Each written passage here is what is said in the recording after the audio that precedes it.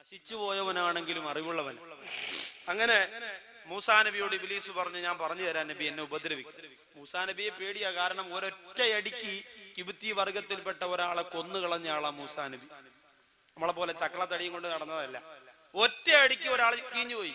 പിന്നെ ശ്വാസം ഉണ്ടോന്നൊന്നും നോക്കണ്ട, അപ്പോഴേ കൊണ്ടങ്ങ് അടക്കിയാൽ മതി. ഒരേ ഒരു അടി അടിച്ചു, ഒറ്റ അടി അടിച്ചിട്ടുള്ളൂ. ആലോചിച്ച് നോക്കി, അത് മൂസാ നബി. അസ്രായിലിനെ പോലും അസ്രായിലിന്റെ ശരീരത്തിലേക്ക് പ്രഹരം വെച്ചു കൊടുത്ത ഒരേ ഒരു പ്രവാചകൻ കലീമുല്ലാഹി മൂസാ നബി അലൈഹിസ്സലാം മാത്രമാണ്. അതുകൊണ്ട് പിന്നെ എങ്ങനെ ഇബ്ലീസ് പേടിക്കാതിരിക്കും? ഇബ്ലീസ് പേടിച്ചപ്പോ ഇബ്ലീസിനോട് മൂസാ നബി അലൈഹിസ്സലാത്തു വസ്സലാം ക്ഷമ കാണിച്ചു. ഇബ്ലീസ് പറഞ്ഞു, മൂസാ നബിയെ, നിങ്ങൾ എന്നെ ഉപദ്രവിച്ചില്ലെങ്കിൽ നിങ്ങൾക്ക് ഞാൻ 3 കാര്യം പറഞ്ഞു തരാം. ഞാനൊരു മനുഷ്യനെ വലയിലാക്കുന്നത് 3 സമയത്താണ്. ഒരു മനുഷ്യനെ ഞാൻ നശിപ്പിക്കുന്നത് 3 സന്ദർഭങ്ങളിലാണ്. ഒരു മനുഷ്യനെ ഞാൻ നരകത്തിലേക്ക് കൊണ്ടുപോകാൻ ഒരുക്കി വെക്കുന്നത് 3 സമയത്താണ് നബിയേ. ആ 3 സന്ദർഭങ്ങളിൽ മനുഷ്യൻ എന്നെ സൂക്ഷിച്ചാൽ, ആ 3 സമയങ്ങളിൽ മനുഷ്യൻ എന്നെ ശ്രദ്ധിച്ചാൽ അവർക്ക് നരകത്തിൽ നിന്ന് രക്ഷപ്പെടാം. ഇബ്ലീസ് ലഅനത്തുല്ലാഹി അലൈഹി പറയുമ്പോ കൊതിയോടെ, ആർത്തിയോടെ, ആവേശത്തോടെ മൂസാ നബി അലൈഹിസ്സലാം ചോദിക്കുന്നു, ആ 3 സമയങ്ങൾ എപ്പോഴാണ്? എന്റെ പ്രിയമുള്ള സഹോദരങ്ങളെ, ഈ തഴവാകുറ്റിപ്പുറത്ത് നുസ്രത്തുൽ അനാം എന്ന പാവപ്പെട്ട സഹോദരങ്ങളുടെ സംഘടനയുടെ 2ാമത് വാർഷികത്തിന്റെ അത് കേൾക്കാൻ വേണ്ടി ഒരുമിച്ച് കൂടിയ എന്റെ പ്രിയപ്പെട്ട സഹോദരങ്ങളെ, ഈ 3 സന്ദർഭത്തിൽ ഞാനും നിങ്ങളെ ഇബ്ലീസിനെ ശ്രദ്ധിക്കണം കേട്ടോ. ഈ 3 സമയത്ത് പിശാചിന്റെ പിന്തലമുറക്കാരായി മാറാതിരിക്കാ ഞാനും നിങ്ങളും ഗൗരവത്തോടെ പ്രവർത്തിക്കണേ. അതിൽ 1ാമത് എപ്പോഴാന്ന് ചോദിക്കുമ്പോ മൂസാ നബിയോട് പിശാച് പറഞ്ഞു കൊടുക്കുന്നു, നബിയേ, ഒന്ന് കോപം വരുമ്പോഴാണ്, ഒന്ന് ദേഷ്യം വരുമ്പോഴാണ്. ദേഷ്യം വരുമ്പോ ഇബ്ലീസ് വരുമോ എന്ന് ശ്രദ്ധിച്ച് സംസാരിച്ചില്ലെങ്കിൽ പലതും വിളിച്ചു പറയും നമ്മൾ.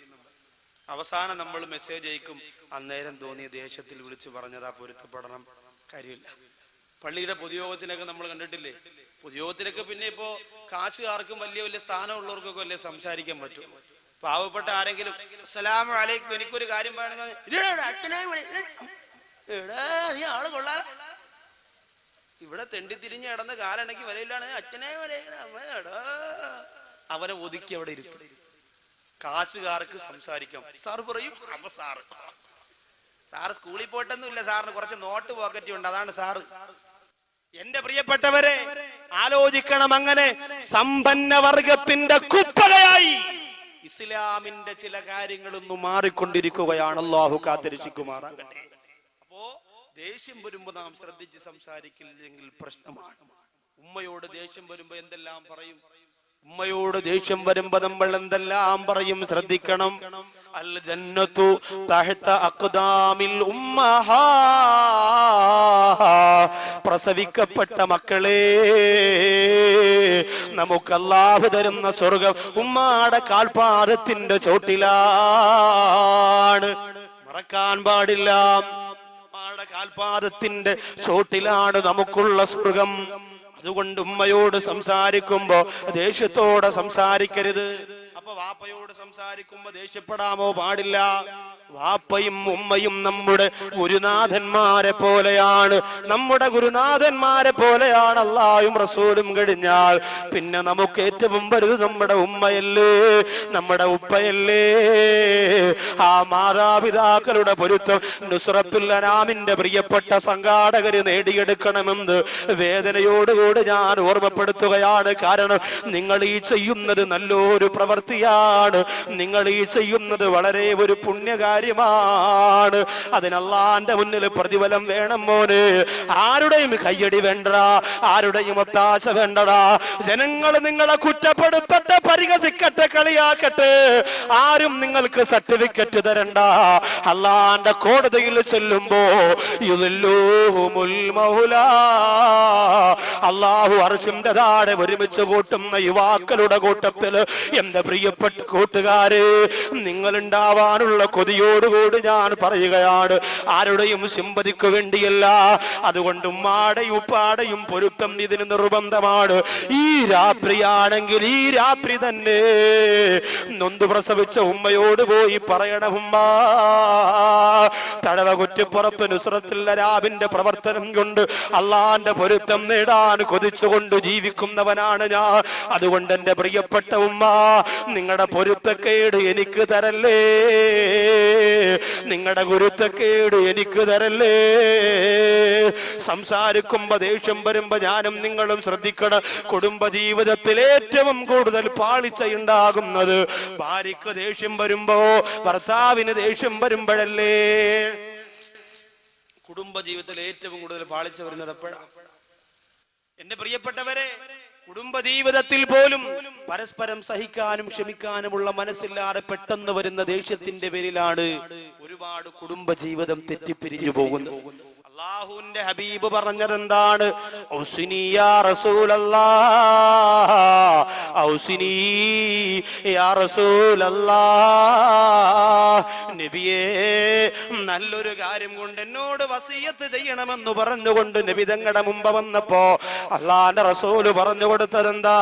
ലാ തഗ്ലബ്, ലാ തഗ്ലബ്, ലാ തഗ്ലബ്, നീ കോപിക്കല്ലേ, നീ കോപിക്കല്ലേ. 3 പ്രാവശ്യമാണ് പറഞ്ഞത്. പെട്ടെന്ന് വരുന്ന ദേഷ്യത്തെ പിടിച്ചു നിർത്തണേ. ദേഷ്യം വരുമ്പോഴാണ് പലതും പറഞ്ഞു പോകുന്നത്. ദേഷ്യം വരുമ്പോ ഒരു സഹോദരൻ പറഞ്ഞത്, ഉസ്താദെ നല്ല അടിപൊളി മൊബൈലായിരുന്നു, റബ്ബറൊക്കെ ഇട്ട് കൊണ്ടുവരുന്നു വാരിക്കുട്ടി. എന്തു പറ്റി? വീട്ടിൽ ചെന്നപ്പോ ഭാര്യ എന്തോ ഒരു സാധനം വാങ്ങിക്കൊണ്ട് ചെല്ലാൻ പറഞ്ഞു, കൊണ്ടുവന്നില്ല. മറന്നുപോയത് കൊണ്ട് ഭാര്യയുമായിട്ട് വഴക്കായി ദേഷ്യം വന്ന് കയ്യിലിരിക്കുന്ന മൊബൈൽ ഇവിടെ സ്വൈര്യം ഇല്ലെന്നും പറഞ്ഞുകൊണ്ട് ഒരൊറ്റ എറിഞ്ഞു. മാർബിളിൽ വീണു, മൊബൈൽ തവിട് പൊടിയായി. അങ്ങനെ 16 റബ്ബറൊക്കെ ഇട്ട് ഇപ്പൊ ഉസ്താദെ 2 കേൾക്കുമ്പോ 4 വരണം, മെസ്സേജ് അയക്കുമ്പോ പാട്ട് കേൾക്കണം. ഒരു ബഹളം തന്നെ. എന്ത് പറ്റി? പിന്നീട് കരഞ്ഞിട്ടൊന്നും കാര്യമില്ല. ദേഷ്യം വരുമ്പോ എന്തെല്ലാം ചെയ്യും നമ്മൾ, എന്തെല്ലാം ചെയ്യും? ചീത്ത വിളിക്കും, മക്കളെ ശകാരിക്കും, മക്കളെ ഉപദ്രവിക്കും, ഭാര്യയെ ഉപദ്രവിക്കും, പ്രിയപ്പെട്ടവരുടെ മുടിക്കുത്തിന് പിടിച്ചു ചുവരിലേക്ക് ഇടുക്കി വെക്കും. റസൂലുള്ള പറയുന്നു, ലാ തഗ്ലബ്, നിങ്ങൾക്ക് ദേഷ്യം വരാൻ പാടില്ല, കോപിക്കാൻ പാടില്ല. ഇനി അങ്ങനെ ദേഷ്യം വന്നാൽ നിൽക്കുമ്പോഴാണ് ദേഷ്യം വരുന്നതെങ്കിൽ ഇരിക്കണം, ഇരിക്കുമ്പോഴാണ് ദേഷ്യം വരുന്നതെങ്കിൽ കിടക്കണം, കിടക്കുമ്പോഴാണ് കിടന്നിട്ടും ദേഷ്യം പോകുന്നില്ലെങ്കിൽ പോയി വുളു എടുക്കണമെന്നാണ്. ശരീരം പിന്നെ ചൂടായി നിൽക്കുമ്പോഴാണ് ദേഷ്യം വരിക. അതുകൊണ്ട് എന്ത് ചെയ്യണം? ആ ശരീരത്തെ നമ്മൾ എന്ത് ചെയ്യണം? പിടിച്ച് നിയന്ത്രിച്ച് വെള്ളമൊക്കെ ഒഴിച്ച് തണുപ്പിക്കണം. എഞ്ചിൻ ചൂടായ പിന്നെ വെള്ളം ഒഴിച്ചു കൊടുക്കണം. ഇത്തിരി നേരം ഒന്ന് സമാധാനമായിട്ട് എവിടെയെങ്കിലും കൊണ്ട് കിടത്തണം, അല്ലെങ്കിൽ സംഭവമൊക്കെ പൊട്ടിത്തെറിക്കും. പൊതുയോഗത്തിനൊക്കെ ചൂടായി, ഞാനിവിടെ എന്റെ വാപ്പാരെ കവറാണ് ഇവിടെ ആദ്യം വെട്ടിയും ചാടി എഴുന്നേക്കുമ്പോ നീ അവിടെ ഇരിയുടെ ശുക്കൂറ ഇരിയുടെ ഇരുത്തമ്പ് ദേഷ്യം കുറച്ച് തീരും. ഇരുത്തണം പിടിച്ച്, ഇരുത്തിയിട്ടവ ഇരിക്കണില്ല, കസേര കിടന്ന് ഉടനെ മോദിമാരെ പറഞ്ഞ് മോട്ടർ എടുത്തിട്ട് വെള്ളം അങ്ങനെ അപ്പോഴത്തടക്കും. ഭർത്താവ് ദേഷ്യപ്പെടുമ്പോ ഭാര്യ എന്ത് ചെയ്യണം? പൈപ്പ് എടുത്തോണ്ട് വന്നിട്ട് വെള്ളം അങ്ങനെ കൊടുത്തിട്ട് please sit down yeah husband എന്ന് പറയണം. കസേര ഇട്ടെടുത്ത് ദൂരോട്ട് എന്ന് പറയണല്ലേ, കസേര വണ്ടയ്ക്ക് അടിച്ചിട്ട് ഇറങ്ങി പോകുക. അപ്പൊ ദേഷ്യം നമുക്ക് വന്നാൽ വലിയ പാടാണ്. ഇത് പിശാച് കൊണ്ടുവരുന്നതാണ്. ഒന്നാമത്തെ സമയം വിശദീകരിക്കാൻ നേരമില്ല. ഒന്നാമത്തെ സമയം പിശാച് ഒന്നാമത് വരുന്നത് ദേഷ്യം വരുമ്പോഴാണ്. രണ്ടാമതെപ്പോഴാണ്? കരീമുല്ലാഹി മൂസാ നബിയോട് ഇബ്ലീസ് ലഅനത്തുല്ലാഹി അലൈഹി പറഞ്ഞു കൊടുക്കുന്നു, നബിയേ രണ്ടാമതെപ്പോഴാണ് ഞാൻ മനുഷ്യ മനസ്സിലേക്ക് കടന്നു വരുന്നതെന്നറിയോ? അന്യ സ്ത്രീയും അന്യ പുരുഷനും ഒറ്റയ്ക്കാകുമ്പോഴാണ്. അന്യ സ്ത്രീയും അന്യ പുരുഷനും ഒറ്റയ്ക്ക് എവിടെയെങ്കിലും ഇരുന്നാൽ കസേരയിട്ട് ഞാനും പോയിരിക്കും. എന്നിട്ട് പറയും, സംസാരിയുടെ വെറുതെ കിട്ടിയ അവസരമില്ല. അപ്പൊ എവിടാ വീട്? അങ്ങനെ തുടങ്ങും. ഇബ്ലീസ് മധ്യത്തിരുന്നുകൊണ്ട് ഇവരുടെ കാര്യങ്ങൾ ഭംഗിയാക്കി കൊടുക്കും. എത്രയോ സ്ഥലത്ത് അങ്ങനെ നടക്കുന്നു. ഇന്ന് ഇബ്ലീസ് അന്യ സ്ത്രീക്കും അന്യ പുരുഷനും വേണ്ടിയിട്ട് വർക്ക് ചെയ്യുന്നത് മൊബൈലിന്റെ രൂപത്തിലാണ്. മെസ്സേജ് രാത്രിയാകുമ്പോ 16 വയസ്സായ മോള് കിടന്നുറങ്ങുന്നു, ഉമ്മച്ചിരെയും വാപ്പച്ചിയുടെ അടുത്ത് കൂക്കൂ കൂക്കൂ മെസ്സേജ് വരാം. 1 മണിയാകുമ്പോ പെണ്ണെടുത്ത് വായിച്ചു നോക്കുമ്പോ മെസ്സേജ് MUPILAN മൂപ്പിലാൻ ഉറങ്ങിയോ? ഉറങ്ങിയെങ്കിൽ ടെറസിന്റെ മുകളിൽ കയറൂ, ഞാൻ അപ്പുറത്തെ വീട്ടിലെ ചെടിച്ചട്ടിയുടെ മണ്ടയിലുണ്ട്, നമുക്ക് വെളുക്കുന്നവരെ സംസാരിക്കാം. മെസ്സേജ്. അപ്പൊ ഇവള് തിരിച്ചു പറയും, എടാ ചീത്താനെ വാപ്പ ഉറങ്ങിയിട്ടില്ല, പിന്നീട് കുറച്ചുകൂടെ കഴിയട്ടെ. കുറച്ച് കഴിയുമ്പോ വീണ്ടും കൂക്കൂ കൂക്കൂ. യവനിതൊന്നും നോക്കേണ്ട കാര്യമില്ല. അവന് വാപ്പായുമാക്കെ തലാക്കി ടെറസിന്റെ മണ്ട ഇട്ടിരിക്കുകയാണ്. അവന് ഏതെങ്കിലും ഒരു പെണ്ണ് തിരിച്ച് റിപ്ലൈ കൊടുക്കുമ്പോ அவங்க സംസാരം തുടങ്ങിക്കോളും. അതുവരെ ഇങ്ങനെ അയച്ചുകൊണ്ടിരിക്കും. അങ്ങനെ രണ്ടാമത് വീണ്ടും കൂക്ക് വെക്കുമ്പോ ഈ പെണ്ണിന്റെ വാപ്പ പറയും, ആരിഫാ ഇവിടെ ആരാ ബോംബ് വെച്ചെന്നാ തോന്നണ, കുറെ നേരമായിട്ട് കൂക്കൂ കൂക്കൂന്ന് കേൾക്കാം. ഇത് നിങ്ങൾ വിചാരിക്കും അത്രയും ബുദ്ധിയുള്ള പെണ്ണിന് പിന്നെ മൊബൈൽ സൈലന്റ് ആയിക്കൂടെ എന്ന്. ചൈന സെറ്റല്ലേ, സൈലന്റ് ആക്കി ആവണ്ടേ. ഹൗദിൽ കിടന്നാലും ബെല്ല് കേൾക്കണ സാധനമാണ് ചൈനക്കാരിറക്കണേ.